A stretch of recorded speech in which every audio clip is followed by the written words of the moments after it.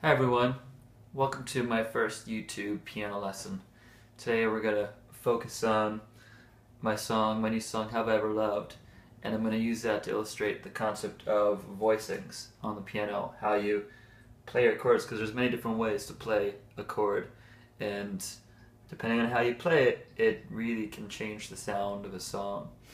So I'm going to use this new song as a way to get into that topic. So let's just get right into it. Alright, we're going to start here.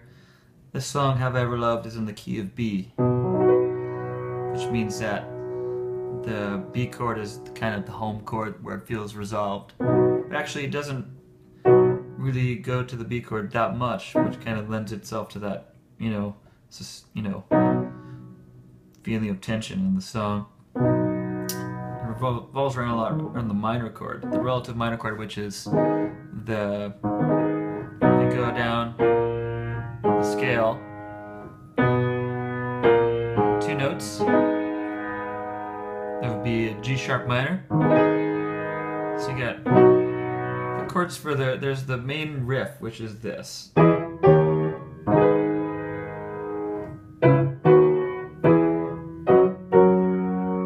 Okay. Those chords we're dealing with are E major 7, E flat 7, G sharp minor, and then we go to the C sharp minor 7,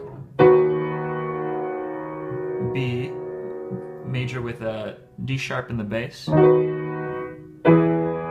E major, and then kind of we're hanging on the F sharp there, but we are in the right hand, we're playing an inversion. We'll talk about inversions in a little bit. We're playing an inversion of B, and then we resolve it to F sharp major. So let me play that one more time.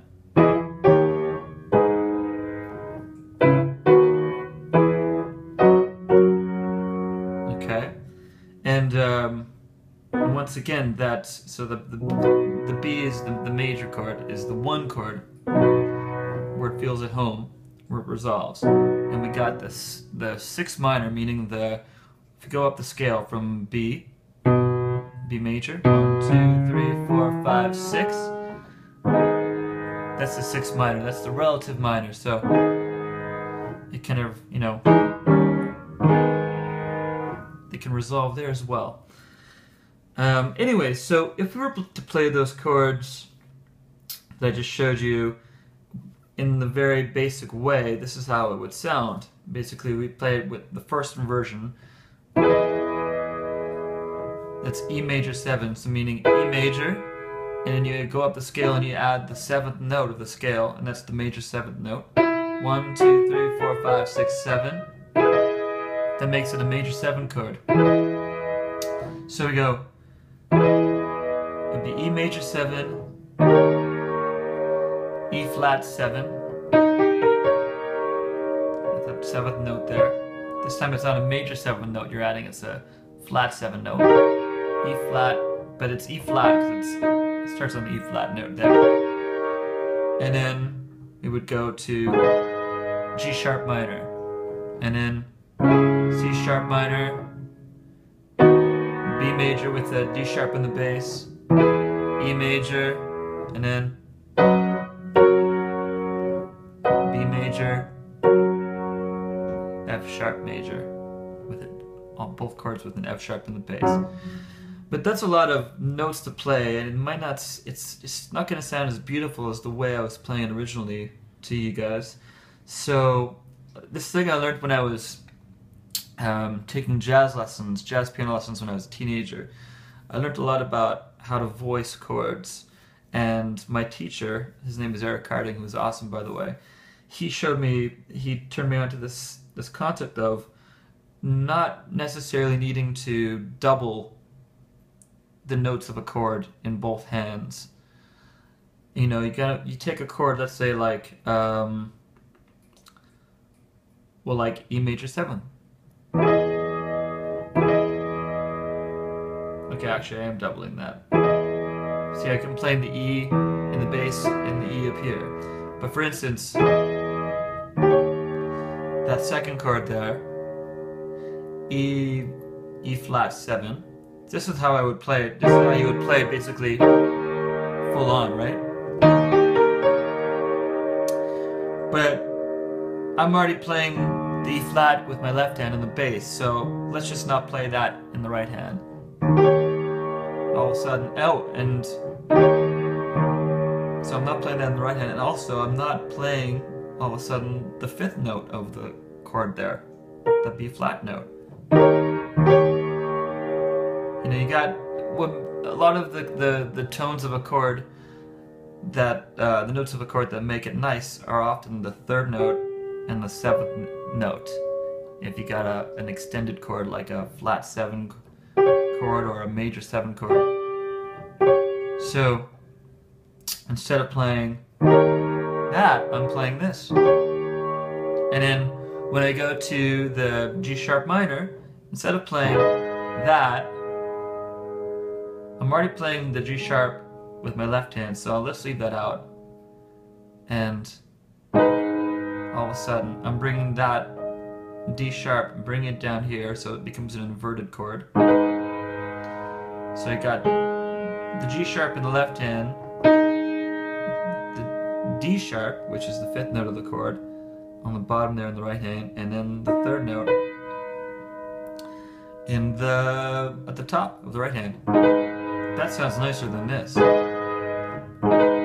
It's more spread out. The idea is to kind of take a chord and spread it out. It doesn't always work, and it's not always necessary, but when it does, this is why it works, because you're taking a chord and you're spreading it out over the keyboard, and you're not really, each note really rings out because it's not being doubled by the same note an octave apart, you know? So let's see how that sounds.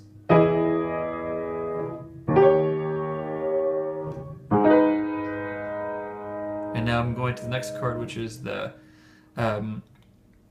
C sharp minor, 7th actually. So this is how I would play it. Right, you play D sharp and then D sharp minor and add the minor 7th there. But I'm taking the D sharp out of the right hand, and I'm taking the 5th again out. I'm just leaving the 3rd and the 7th in my right hand. It just has space to kind of ring out, you know? So, and all you gotta do is, you're moving up with the left hand to the 3rd, D sharp, and the chord in the right hand is B major, but I'm already playing the 3rd of the chord in the left hand, so I'm gonna leave that out. There you go, so you got the B on the top, the D sharp on the 5th note there, and then the 3rd of the chord is being carried by the left hand. So that's the lesson for today. Let's leave it at that. We got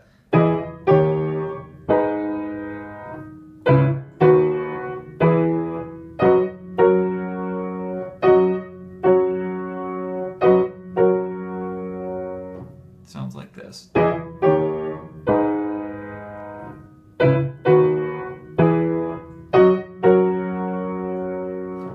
There's one other really nice part of the song, piano-wise. It's at the end of each verse when I go. Oh, that chord, by the way, is it's a E with an F sharp in the bass. Kind of a suspended chord, but for some reason when I'm playing, I'm taking out that 3rd note of the E major, so it sounds like this. And then I go to this.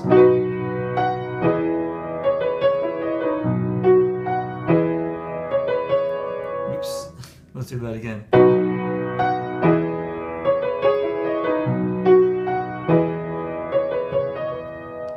Little piano figure there in between the verses.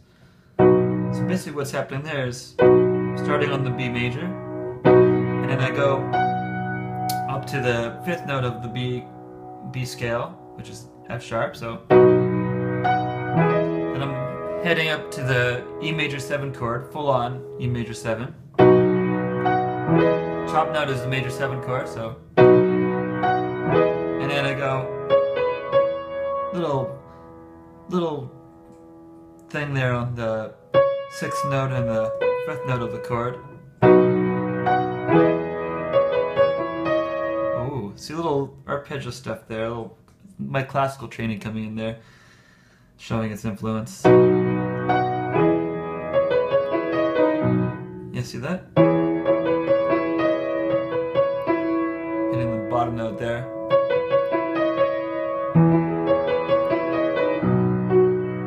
Do that slowly.